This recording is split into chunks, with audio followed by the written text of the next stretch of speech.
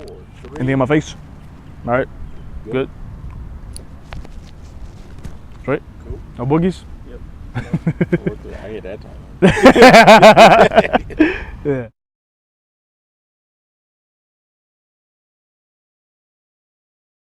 I kind of sit down and have like kind of the rough shape of like how I want the project to go and a direction, and kind of shape it from there. Like, all right, like we're looking to cover this, cover this, cover that.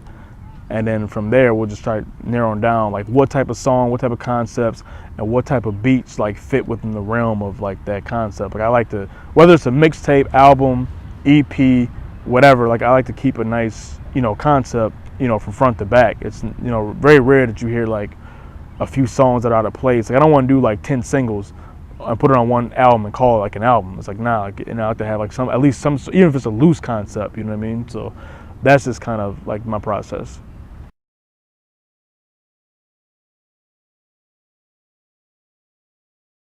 It depends, like, it depends, like if I hear like a certain beat, if I'm looking for a certain mood, then it's more about like, all right, let me find, like I had a song in mind, let me find a beat that's gonna match the mood of what I'm looking for.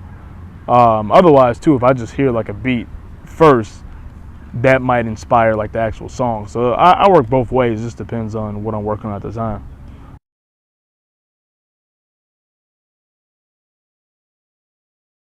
It depends the mood, honestly. Like I feel like on that album, I was able to cover the spectrum, and so the main thing was always about just keeping lyrics, regardless of what the topic was. So if I'm like kind of in a lighter mood or whatever, that's why you got a song like The Weeknd and stuff like that. Or if I'm in kind of like that MCS type mode, you got like Slow Down, or you got like All of the Lights and stuff like that. Exhibit A-Quil, where it's just kind of going in. But at the same time, like you need something a little more like topic, political heavy. You got like The Watcher and you got Verses. So I just want to cover the spectrum. I don't have a favorite, but it's more like what am I feeling in the moment.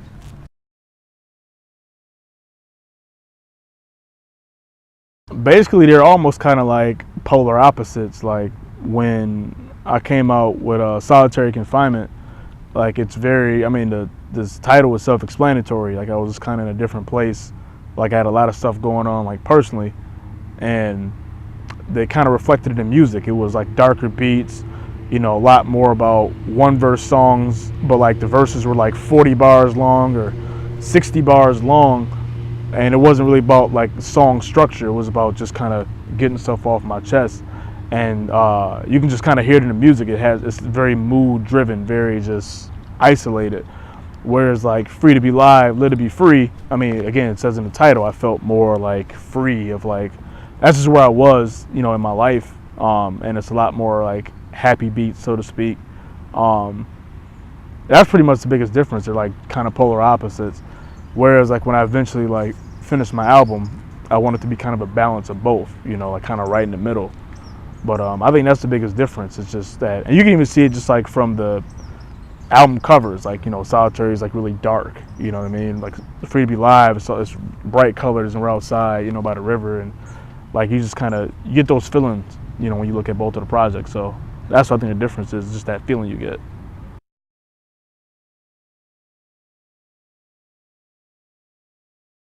Good question. And that actually, because I get that a lot, and like for me personally, like it had been a few years.